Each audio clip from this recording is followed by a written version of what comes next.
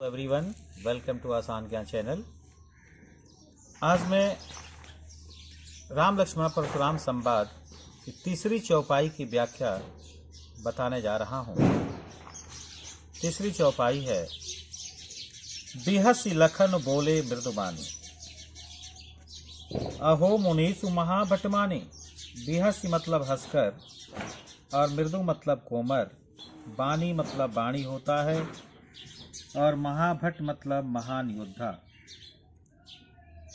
अब परशुराम मुनि की बातें सुन करके लक्ष्मण जी मुस्कुरा करके बोलते हैं, हंस करके बोलते हैं कि ऐ मुनिवर, आप महान योद्धा निकले। पुनि पुनि मोह दिखाओ कुठारो। कुठारो मतलब कुल्हाड़ा। आप मुझे बार बार कुल्हाड़ा दिखा रहे हैं। चहत उड़ावन फूक पहाड़ी। ऐसा लगता है जैसे फूक से ही पहाड़ को उड़ा देना चाहते हैं। यहाँ कुम्हड़ बतिया कोई नाही। यहाँ कोई कुम्हड़े की बतिया नहीं है कि जे तरजनी देख मही जारी, कि जे अंगूठे के पास की जो प्रथम उंगली होती है उसे तर्जनी कहते हैं। तर्जनी को दुखला देने से ही हम सभी मर जाएंगे। देख कुठारु सरासन बाना। सरासन मतलब धनुष होता है। हमने आपके शरीर पर धनुष और बाण देखा तो मैं कछु कहा सहित अभिमाना। तो मैंने कुछ अभिमान पूर्ण शब्द कह दिए। भृगुसुत समुझ जनेऊ बिलोकी।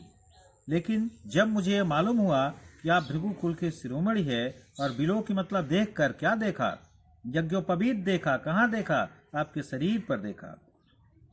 तो जो कछु कहो सहो रिस रोकी। रिस मतलब क्रोध। तो जो मैं कुछ कहना चाहता था तो अपने क्रोध को रोक लिया। सुर माहिसुर, हमारे कुल में अब अपने कुल की विशेषता बतला रहे लक्ष्मण जी।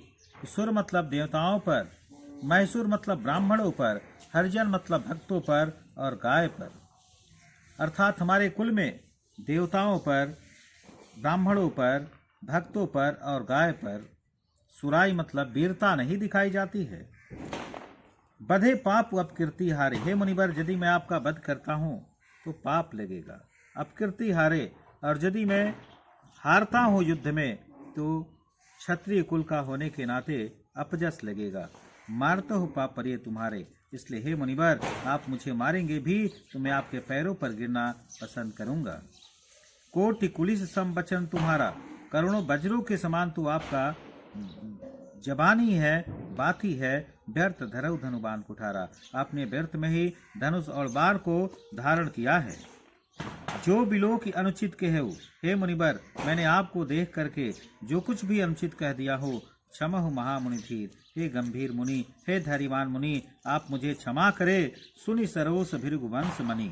यह सुन करके क्रोध सहित, सरोस मतलब क्रोध सहित, भृगुवंश के शिरोमणि। गिरा मतलब गंभीर, गिरा मतलब बाणी, गंभीर अर्थात जो भृगुकुल के शिरोमणि परशुराम मुनि है वो गंभीर बाणी में बोलते हैं। अब क्या कहते हैं कि कौशिक सुनहु मंद येहु बालक। कौशिक विश्वामित्र को कहते हैं, हे कौशिक, हे विश्वामित्र सुनो, यह बालक मंद बुद्धि का है, मूर्ख है। कुटिल काल बस निज कुल घालक। कुटिल मतलब कठोर है, काल बस मतलब काल के बस में है, और निज कुल घालक, और घालक मतलब नाश करने वाला, और अपने कुल का, अपने खानदान का नाश करने वाला है। भानु वंश राकेश कलंकु। यह सूर्यवंश रूपी चंद्रमा का कलंक है। निपट निरंकशु अबधु असंकु। निरंकश मतलब उदंड है, और यह उदंग है और निर्भीक है। काल कवल हुई क्षण माही। मैं, हे विश्वामित्र, मैं इसे क्षण भर में भी मार सकता हूँ। कहो पुकारी खोरी मोहि नाही। मैं इस सभा में पुकार पुकार के कर सकता हूँ। इस दोषी को मैं क्षण भर में इसका नाश कर सकता हूँ। तुम हटकौ चो चहु बारा। यदि तुम इसे हटाना चाहते हो तो कहीं प्रताप बल रोष हमारा। तुम्हारे बल को और प्रताप को कह करके इसे रोक लो। लखे न कहो मनि स्वजस तुम्हारा। अब लक्ष्मण जी कहते हैं फिर कि हे मुनिवर, आपके रहते हुए तुम्हारी छत को बरने पारा। आपके रहते हुए, बरने मतलब वर्णन, आपका वर्णन भला कौन कर सकता है। अपने मुँह तो वापन करनी। आप तो अपने मुंह से ही अपनी प्रशंसा कर रहे हैं। बार अनेक बात बहु बरनी। अनेक प्रकार से अपनी प्रशंसा कर रहे हैं। नहीं संतोष तो पुनि कुछ कहूँ। यदि इतना पर भी संतोष नहीं है तो दोबारा कुछ कह डालिए। जनि रिस जानी रिस रोग की दुसह दुख सहु, लेकिन अपने क्रोध को रोक करके दुख को सहन मत कीजिए।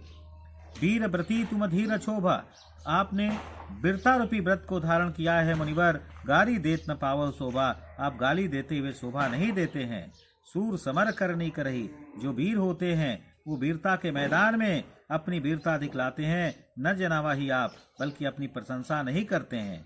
विद्यमान रण पाई रिपु, कायर कथई प्रताप, और जो रिपु मतलब शत्रु होता है, कायर मतलब डरपोक होते हैं। जो कायर होते हैं, जो डरपोक होते हैं, अपने बल को बखान करके वो क्या करते हैं, अपनी प्रशंसा करते हैं। लेकिन जो युद्ध में वीर होते हैं वो वीरता के मैदान में अपनी वीरता दिखलाते हैं। और इस पाठ में भी, इस काव्यांश में भी चौपाई व दोहा छंद का प्रयोग किया गया है। चौपाई के प्रत्येक चरण में 16 मात्राएं होती है, जबकि अंतिम 2 वर्ण गुरु होता है। जबकि इसके दोहा छंद के प्रत्येक दोहा छंद में 4 चरण होते हैं। पहले और तीसरे में 13-13 मात्राएं और दूसरे और चौथे में 11-11 मात्राएं होती है।